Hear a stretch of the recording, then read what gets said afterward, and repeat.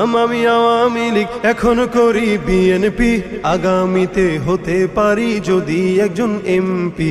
করতাম আমি আওয়ামী লীগ এখন করি বিএনপি, আগামীতে হতে পারি যদি একজন এমপি, আগামীতে হতে পারি যদি একজন এমপি।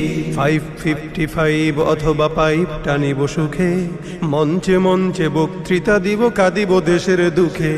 555 অথবা পাইপ টানিব সুখে, মঞ্চে মঞ্চে বক্তৃতা দিব কাঁদিব দেশের দুঃখে।